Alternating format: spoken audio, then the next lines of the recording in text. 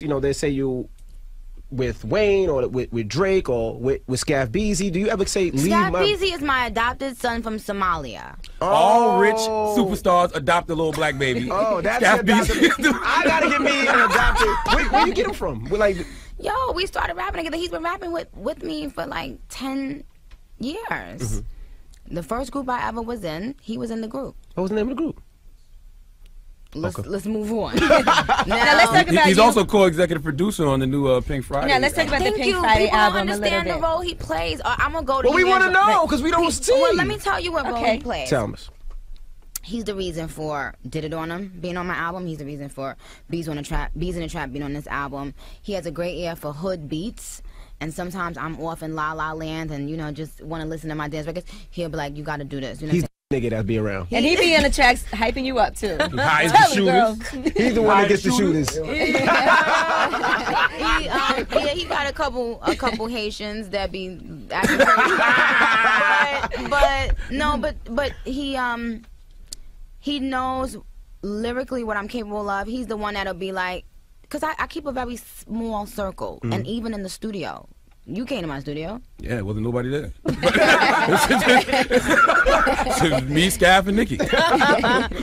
So, that's the point. I have people that I can trust right by my side, and that's why he's, you know, co-executive producer of the album, because he's the one that got all the beats. He's the one going back and forth with 2 Chainz and Cam and everybody to get the songs done. We run our own ship. You know what I'm saying? We have a couple companies together. He's not. I don't know. I don't know what people really want me to say, but it's so funny because even when I was in Tokyo, you would not believe this. They were like, oh, who's SB and what is he? You know, he was in your video, because they play Stupid Ho out there. They don't bleep it, which is hilarious. And they were asking about him. It's so true. What you got? Yeah, because they was like, why when you say, they was like, is this who you were talking about when you say, hey, yo, SB, what good? I mean, people seem to be very intrigued, but we good. Is he the person that tells you the truth? Like, who tells you the truth? He tells me the truth. He tells me the truth. I mean, but it's weird because sometimes he tells me his truth and it's not the world's truth. Right. You know, sometimes, you know, he said he hated Super Bass. And you could understand why he hates Super Bass. You know what I'm saying? He's a coon. He's a right. He's not going to be jumping up and dancing to Super Bass. Now Bees in the Trap or something else. Right. So I have to feel. So I always have, you know, good cop, bad cop on my shoulder, and it keeps me to the point where I'm able to do an album like Woman Reloaded, where I can put the rap stuff and my dance stuff and the girly records, and that's what the role he plays. How much of the public's criticism of you do you listen to? Like when you're looking at your Twitter or reading comments on blogs, like how much do you? I don't read blogs. I don't go on blogs, and I think that's the biggest mistake a new artist can make. Spare yourself. Drive yourself crazy. It will drive you crazy. I did that in the beginning. It ruined me for a bit. As far as criticism, I hear all the criticism, and I take it with a grain of salt. And, you know, like I said, if I really was paying attention to all the criticism. But here's the thing. I noticed this when I've been doing interviews. People keep talking to me about the criticism, but when I go on Twitter, 85% of it is positive reinforcement. So I can't say that. I mean, like, I just went #1 in the UK, New Zealand, #2 in Australia, #2 in Canada, #1 on US iTunes. So when people keep talking to me about criticism, and all I'm seeing on my, you know, almost 11 million followers later, all I'm seeing is, oh my God, please make Pound the Alarm a single, please make Whip It a single, please make Hove Lane a single, please make the... Right. What critics? Gotcha. How much creative control did you have over this album? Is it all you? All. I have all creative control over every single thing I do. Thank God for people like Baby and Slim. When I tell you I couldn't see myself with anybody else because they don't tell me what to do. That's the best thing. Wayne don't tell me what to do. Nobody tell. It's like they trust me. And you know, when someone trusts you, it makes you feel like I don't want to mess up even more now. Like, you know what I'm saying? I want to put out a song that Baby and Slim is going to say, okay, yeah, it's doing good. You know what I'm saying? Because I'm an experimental artist. Everything I do doesn't go #1. Everything I do isn't received well all the time.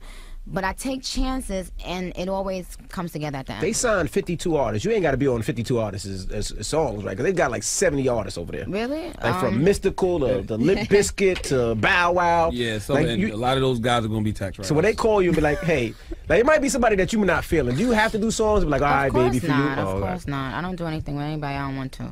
You have a lot of tracks on the album, too. And I was surprised that it wasn't going to be it could have been a double album. Could have been a double disc. Charlamagne's on the album? It's very generous of you. Yeah, because can I say something, Angela? People don't realize that even if you talk about me having my 5 dance records, most albums, nobody's giving you 22 songs no more.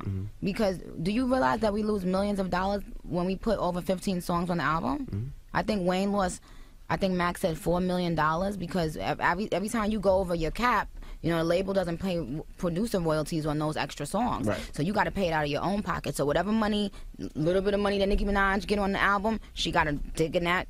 You know, but artists don't count that money. That's not money that we live off of. But I'm just saying, I'll probably lose $5 million by putting all those songs on there. But it's because I want my fans to be fed, and I want them to feel like, okay, I could hold off for another year, or you know, whatever. Right. Would you ever do a mixtape again?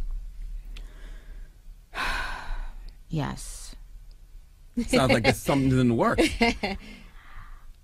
I was saying that I would do a mixtape when all of the the hottest MCs in the game sell millions of records, because people, you know, in the hip hop culture try to attack Nicki Minaj, yet y'all ain't buying the hottest MC in the game album. Yeah, why the hottest MC in the game ain't selling 2 million albums? Well, if you wait for them to sell records, you ain't never doing a mixtape.